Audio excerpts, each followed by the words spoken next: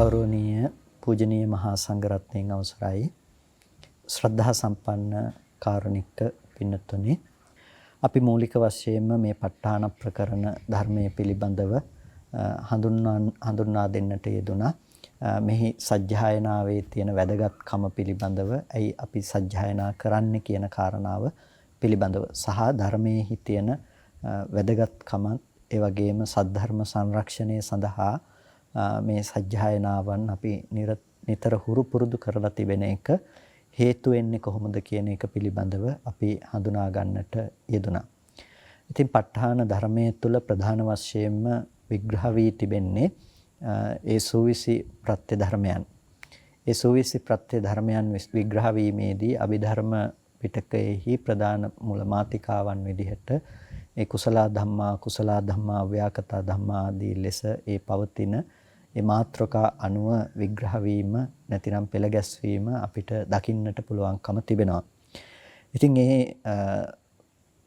ප්‍රත්‍ය ධර්මතාවයන් අතර නැතිනම් සූවිසි ප්‍රත්‍යයන් අතර පළවෙනි ප්‍රත්‍ය හැටියට අපිට මේ සජ්ජායනාව තුළ දකින්නට පුළුවන්කම තිබෙන්නේ ඒ හේතු ප්‍රත්‍ය හේතු ප්‍රත්‍ය ධර්මයේ පිළිබඳව අපිට දැක ගන්නට පුළුවන්කම තිබෙනවා. හේතුව කියලා කියන්නේ ප්‍රත්‍ය ධර්මයක්. අපි ගොඩක් වෙලාවට හේතුව සහ ප්‍රත්‍ය කියන කාරණාව කතා බහ කරනවා, සාකච්ඡා කරනවා. ඒ කියන්නේ දැන් අපි ගොඩක් වෙලාවට කෝනකෝ හේතු බන්තේ කෝ පච්චයෝ ස්වාමීනි කවර හේතුවක්ද කවර ප්‍රත්‍යක්ද කියලා අපි මේ හේතු සහ ප්‍රත්‍ය කියන එක අපි එකට පාවිච්චි කරන වචන දෙකක්. යුගල පද ස්වරූපයෙන් ඒ කියන්නේ ස්වරූපයෙන් අපි ඒක පාවිච්චි කරනවා ගොඩක් වෙලාවට මේ හේතු ප්‍රත්‍ය ධර්මයෝ කියලා අපි පාවිච්චි කරනවා. ඒකට මේ ඒ හේතු සහ ප්‍රත්‍ය කියන මේ වචන භාවිතය දිහා අපි බැලුවාම ත්‍රිපිටක අට කතාවන් තුළ අපිට මේ හේතුව සහ ප්‍රත්‍ය කියන ධර්මයන්ට ලබා දෙන විවිධ අර්ථයන් අපිට දකින්නට පුළුවන්කම තිබෙනවා. ඒවා පාවිච්චි වෙලා තියෙන ස්ථාන නැතිනම් සන්දර්භය අනුව ඒ වචනවල ප්‍රකාශිත අර්ථයේ තිබෙන නානත්වයක් අපිට හඳුනා ගන්නට තියෙනවා. එතකොට අපි නමුත් මේ ප ဋ ාණ ප්‍රකරණයේදී අපි හේතුව කියන කාරණාව සහ ප්‍රත්‍ය කියන කාරණාව අපි මෙතනදී වෙනස් කොට දකිනවා. ප්‍රත්‍යක් කියලා කියන්නේ යම් කිසි දෙයක් නිෂ්පත්තියට නැතිනම් ඵලයක් ඉපදවීම පිණිස උපස්තම්භක වනු ලබන උපකාර කරගනු ලබන දේ. එතකොට දැන් යම් කිසි ඵලයක් උපදවන්නට විවිධ දේවල් විවිධ ස්වරූපයෙන් උපකාර වෙනවා. ඒක ඒකස්වරූපීව උපකාර වීමක් නෙමෙයි අපිට දකින්නට පුළුවන්කම තියෙන්නේ. සමහර දේවල් ඇති බවින් උපකාර වෙනවා. සමහර දේවල් ඒහා සමග එකතු වීම ඒහා සමග යෙදීම අර්ථයෙන් උපකාර වෙනවා. සමහර දේවල් ඊට කලින් ඉපදිලා ඒ දෙයට උපකාරවත් වෙනවා. සමහර දේවල් ඒ දේ ඉපදුනාට පස්සේ උපදිනවා. එතකොට මෙන්න මේ විදිහට යම්කිසි දෙයක ඵල නිෂ්පත්තිය සඳහා උපකාර වෙන ලබන දේවල් ඒ ප්‍රත්‍ය ධර්මයන් හැටියට අපි හඳුනා ගන්නවා. දැන් අපි චක්කුංච පටිච්ච රූපේච උපජ්ජති චක්කු විඥානං කියලා කියනකොට දැන් මේ චක්කු විඥාණයට ප්‍රත්‍ය වෙන දේවල් ගැන කතා කළොත් අපිට කතා කරනවා අපි පුරේජාතයි හැම වෙලාවකදීම ඇස කියන එක පුරේජාත ධර්මයක්. ඒ කියන්නේ කලින් හටගත්ත පුරේජාත කියන්නේ එතකොට ඒක ප්‍රත්‍ය ධර්මයක්. රූපය කියන එක පුරේජාතයි. එතකොට ඒක කලින් හටගත්ත දෙයක්. එතකොට ඇහැ රූප දෙක හටගත්ත තැනක තමයි පච්චාජාතයි කියලා කියන්නේ පසුව උපදුනා කියන එක. එතකොට චක්කු විඥානය හටගන්නේ. එතකොට මේ ඇහැ රූප දෙක පිළිබඳව නැතිනම් රූපේ පිළිබඳව දැන ගැනීම සඳහා මේ පහළ වූ චක්කු විඥාන සිත පච්චාජාතයි. ඒක පසුව හටගත්තේ. එතකොට මේ සන්දර්භය ඇතුලේ අපිට පුරේජාත, පච්චාජාත, ඒ වගේම චක්කු විඥානයත් එක්ක එහි තියෙන අනිකුත් නාම ධර්මතා ටික සහජාතයි. කියන්නේ එකට ඉපදිලා තියෙනවා. එතකොට ඒවත් එක්ක සංප්‍රයුක්තයි, එකට පවතිනවා. මෙන්න මේ විදිහට මේ එක ඵලයක් ඉපදවීම සඳහා නැතිනම් යම්කිසි ඵල නිෂ්පත්තියකට බොහෝ කරුණු උපනිශ්‍රය වෙනවා. නැතිනම් ඒ බොහෝ කරුණු උපකාර වෙනවා. පොදුවේ ඒ සියල්ල අරගෙන අපි ප්‍රත්‍ය ධර්මයන් හැටියට සාකච්ඡා කරනවා. එතකොට මේ ප්‍රත්‍ය ධර්මයන් පිළිබඳව සාකච්ඡා කරනකොට හේතුව කියලා කියන්නේ මේ ප්‍රත්‍ය සූවිස්සක් අතරින් එක දෙයක් විතරයි.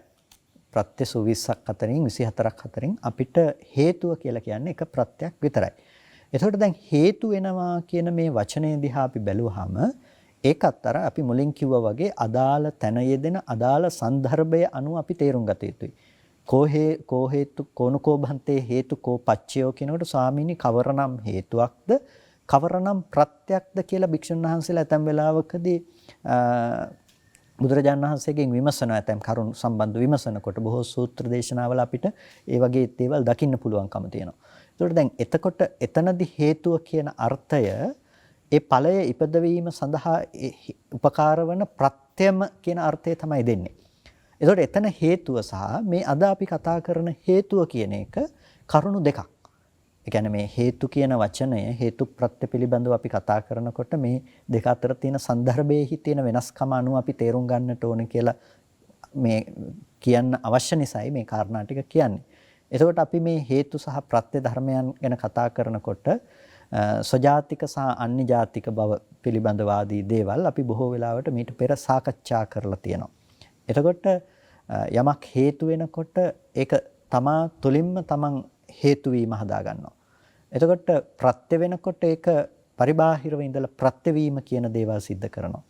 එතකොට මේ බාහිර ප්‍රත්‍ය ආධ්‍යාත්මික හේතු මෙන්න මේ විදිහට අපිට හේතු සහ ප්‍රත්‍ය අතර තියෙන විසදෘශ්‍යතාවයන් කතා කරන්න පුළුවන්කම තියෙනවා. දැන් ඒ සන්දර්භයේදී අපිට මේ හේතුව සහ ප්‍රත්‍ය කියලා කතා කරන එක අපිට යම් වෙනස් දෙයක් හැටියට. ඒ කියන්නේ මේ කතා කරන හේතු ප්‍රත්‍ය කියලා කතා කරන න්‍යාය ඔස්සේ නෙමෙයි අපි එතනදී ඒක සාකච්ඡා කරන්නේ. එතකොට දැන් අර මුළු බුද්ධ වචනය තුළම මේ අවිද්‍යාව හේතුයි සංස්කාරයට කියලා යම් කිසි කෙනෙක් කිව්වොත් එහෙම එතකොට ඒ හේතු වෙනවා කියන එක එතනදී මේ කතා කරන හේතු ප්‍රත්‍ය කියලා අපි කතා කරන දේද? එතකොට ඒ කියන්නේ හේතු ප්‍රත්‍ය කියලා අපි කතා කරන ඒ අපි කුසල හේතු අකුසල හේතු කියලා කතා කරන ධර්මයේද ඒ හේතු වීම කියලා අපි සලකා බැලුවොත් අපිට පේනවා ඒව අතර තියෙන විසදෘශ්‍යතාවයන්. එතකොට හේතු කියන වචනය උනත් ත්‍රිපිටකය තුල අට කතාවන් තුල විවිධ විදිහට අර්ථකථනය වෙලා තියෙනවා. ඒ නිසා අපිට මේ හේතුව කියලා අපි කියපු පමණින්ම ඒ කියන්නේ මේ හේතු ප්‍රත්‍යයයි කියලා අපිට සියලු තැන කියන්න පුළුවන් කමක් නැත්තේ නැහැ. හේතු ප්‍රත්‍ය පිළිබඳව අපිට ලබා දෙනවා අර්ථකථනයක්. නැතිනම් හේතු ප්‍රත්‍ය කියලා කියන්නේ මෙන්න මේ දෙයි කියලා. එතකොට හේතු ගැන කතා කරනකොට අපිට බුද්ධ ශාසනයේ හේතු 9ක් පිළිබඳව ප්‍රධාන වශයෙන් නව හේතු කියලා අපිට ධම්මහදේ විභංග ප්‍රකරණේ ධම්මහදේ විභංගය තුල දකින්නට පුළුවන්කම තියෙනවා. මේ හේතු 9 මොනවාද? කුසල හේතු 3යි අකුසල හේතු 3යි. කුසල හේතු 3 කියලා කිව්වේ අලෝභ, අදෝස, අමෝහ. අකුසල හේතු 3 කියලා කිව්වේ ලෝභ, දෝෂ, මෝහ. එතකොට අව්‍යාකෘත හේතු 3ක් තියෙනවා. එතකොට අව්‍යාකෘත ඒ අලෝභ, අදේස, අමෝහ අව්‍යාකෘත හේතු 3ක් විදිහට අපි ඒ හේතු 9ක් පිළිබඳව කතා කරනවා. පොදුවේ අරගෙන අපි හේතු 9 මේ විදිහට කතා කළාට මේ හේතු ප්‍රත්‍ය කියන සන්දර්භය ඇතුළේදී අපි ප්‍රධාන වශයෙන් කතා කරන්නේ අර අව්‍යාකෘත අලෝභ, ආදේශ, අමෝහ කියන ටික කතා නොකොට අපි මෙතනදී කතා කරනවා හේතු 6ක් පිළිබඳව. ඒ තමයි ලෝභ, ද්වේෂ, මෝහ, අලෝභ, අද්වේෂ, අමෝහ කියන මේ දේවල්. එතකොට මේ හේතු ධර්මයන් ඒ ඵල නිෂ්පත්තිය සඳහා හේතු වෙනවා. ඒ තැන ඒ ඵල නිෂ්පත්තිය පිළිබඳව හේතු වෙනවා. ඒ කියන්නේ දැන් කුසල හේතු ටික ඒ කුසල ඵලයන් සඳහා හේතු වෙනවා. එතකොට අකුසල හේතු ටික අකුසල ඵලයන් සඳහා හේතු වෙනවා.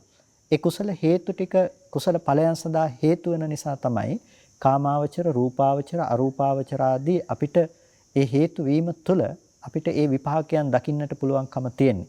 එතකොට ඒ කුසල හේතුව නැතිනම් ඒ හේතුව නිසා ඵලයක් උපදවන නිසා තමයි මේකට මේ හේතු ප්‍රත්‍ය කියලා කියන්නේ. එතකොට යම්කිසි තැනක හේතුව කොහොමද ප්‍රත්‍ය ධර්මතාවයක් බවට පත්වන්නේ කියන එක පිළිබඳව අපි බලනකොට අපිට පොඩි උද්දේශයක් විදිහට අපිට දකින්නට ලැබෙනවා ප ဋ ාණයේදී මූලික අධීරයේදී මේ මොකද්ද හේතු ප්‍රත්‍ය කියලා මේ කරන මාතෘකා තැබීමක් නැතිනම් විග්‍රහ කිරීමක්.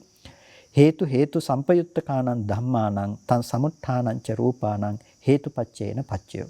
එතකොට මේ හේතු ධර්ම මොනවාද හේතු ධර්ම කියලා කිව්වේ? ලෝභ, ද්වේෂ, මෝහ, අලෝභ, අද්වේෂ, අමෝහ කියන මේ හේතු 6. හේතු සම්පයුත්තකානං ධම්මානං ඒ හේතු හා සංප්‍රයුක්ත ධර්මයන්ට. ඒ කියන්නේ ඒ හේතුත් එක්ක එකට යෙදුණු ධර්මයන්ට. ඒ ලෝභ දේශ මොහ හරි අලෝභ දේශ අමෝහ හරි ඒ හේතුත් එක්ක එකට සංප්‍රයුක්තව පවතින එකට යෙදිලා පවතින ධර්මයන්ටත් තං සමුත්ථානංච රූපාන. ඒ තං සමුත්ථානංච කියන්නේ ඉන් උපන් රූපයන්ට. තං සමුත්ථානංච රූපාන. එයින් උපදවන ලද නැතිනම් ඒ හා සමග ඉපදුණු කියන අර්ථය තං සමුත්ථානංච රූපානං හේතුපච්චේන පච්චයෝ හේතු ප්‍රත්‍යයෙන් ප්‍රත්‍ය බවට පත් වෙනවා. එතකොට හේතු සම්පයුත්තකානං ධම්මානං තං සමුත්ථානංච රූපානං හේතුපච්චේන පච්චයෝ. හේතු කියන ධර්මය ඒ කුසල අකුසල ආදී හේතු සංප්‍රයුක්ත වුණ ධර්මයන්ටත් ඒ හේතු සංප්‍රයුක්ත වුණ ධර්මයන් එතන තියෙන ඒ සමුත්ථාන උන එතනින් ඉපදුණු රූපයන්ටත් හේතුපච්චේන පච්චයෝ හේතු ප්‍රත්‍යයෙන් ප්‍රත්‍ය වෙනවා. ඒ කියන්නේ දැන් අපි ගත්තාම කුසල් සිතක් ගත්තට පස්සේ ඒ කුසල් සිතේ තියෙන්නේ අලෝභය හෝ අද්වේෂය හෝ අමෝහය හෝ විතරක් නෙමෙයි. ඒහා සංප්‍රයුක්ත වුණ ඒහා යෙදී පවතින තව ගොඩක් චෛතසික ධර්මතා තියෙනවා. එතකොට ඒහා යෙදී පවතින ඒහා තියෙන අනිකුත් එකතු ධර්මයන්. එතකොට ඒ කියන්නේ පස්ස වේදනා සංඥාදී ඒ අනිකුත් ධර්ම ටිකට මේ කියන හේතුව දැන් අලෝභය නැමැති මේ හේතුව හේතු ප්‍රත්‍යයෙන් ප්‍රත්‍ය වෙනවා. අර දැන් අලෝභ මූලික මේ සිත උපදවන්නට මේ හේතුව කියන එක කුසල අලෝභය නැමැති අකුසල හේතුව ඒහා යෙදිලා තියෙන අනිකුත් ධර්මයන්ට හේතු ප්‍රත්‍යයෙන් තමයි ප්‍රත්‍ය වෙලා තියෙන්නේ. එතකොට අනිත් ධර්මයන් පවත්තන්න හේතු ප්‍රත්‍යයෙන් ප්‍රත්‍ය වෙලා තියෙනවා. එතකොට දැන් ඒ හේතුවේ කාරණාව අපිට මෙතනදී विद्यමානයි. හේතු ප්‍රත්‍ය කියනකොට මොකක්ද කියලා මේ හේතුව ඒ අනිකුත් ධර්මයන් ඉපදවීමට සහ ඒහා තියෙන අනිකුත් ධර්මයන්ගේ පැවැත්මට හේතු අර්ථයෙන් හේතු වෙනවා කියන අර්ථයෙන් ඒක ප්‍රත්‍ය වෙලා තියෙනවා. ඒකයි හේතු ප්‍රත්‍ය කියලා කියන්නේ. එතකොට ඒහා සමුත්ථාන උන යම් රූප තියෙනවා නම් ඒ සිත හා සමුත්ථාන උන යම් රූප තියෙනවා නම් චිත්තජ රූපයන් තියෙනවා නම් ඒ සියලු රූපයන්ටත් මේ අලෝභය නැමැති මේ කුසල හේතුව හේතු ප්‍රත්‍යයෙන් ප්‍රත්‍ය වෙනවා.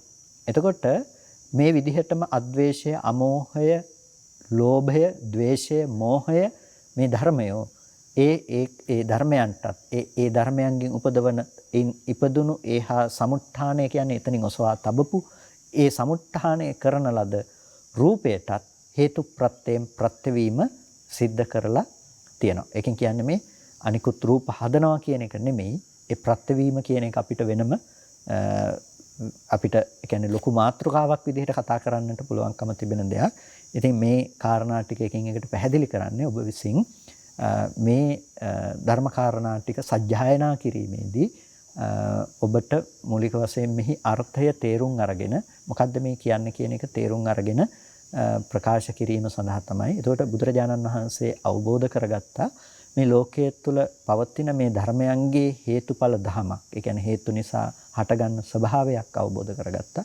එතකොට අපි එතන හේතුඵල ධම කියලා කියනකොට අපි කියන්නේ හේතු ප්‍රත්‍ය කියන අර්ථයෙන් එතකොට අපි එතන කතා කරන්නේ අර මේ හේතු කියන එකම නෙමෙයි.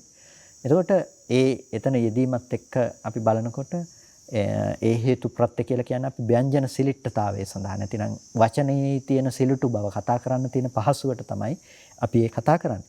නමුත් දැන් අපිට ලෝකයේ තුල මේ හේතු නිසා මේ ඵලය උපදිනවා කියලා දකිනකොට කුසල හේතු සහ අකුසල හේතු ධර්මයන් බුදුරජාණන් වහන්සේ දැක්කා.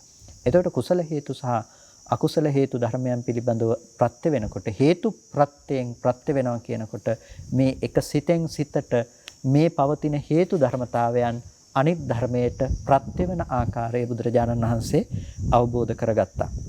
ඒකයි හේතුපච්චේ ඥානේන චබ්බන්න රංසි භාසුරං සම්බුද්ධං සබ්බදස්සාවෙන් වන්දාමි පූජයාමහං කියලා කියන්නේ මේ හේතුපච්චේ නැමැති මේ ධර්මය අවබෝධ කරගත්ත සවනක් ගන බුදුරසින් බබලන ඒ සර්වදර්ශී උන බුදුරජාණන් වහන්සේට වන්දනා කරමි පූජා කරමි කියලා ඒ බුදුරජාණන් වහන්සේ අවබෝධ කරගත්ත ඒ ලෝක යථා ස්වභාවය ප්‍රකට කරන ඒ ගතිය පිළිබඳව අපි සිහිපත් කරලා වන්දනා කරන්නේ ඒ හේතුව නිසා. ඉතින් මේ විදිහට අපිට පුළුවන්කම තිබෙනවා ඒ බුදුරජාණන් වහන්සේ තුල තිබුණු ඒ බුදු ගුණයන් පිළිබඳව සිහිපත් කරලා බුදු ගුණයන් පිළිබඳව අපිට මෙනෙහි කරලා ඒ පිළිබඳව අදිෂ්ඨාන කරන්න ධර්මාදිෂ්ඨානයන් පවත්වන්නට පුළුවන්කම තිබෙනවා.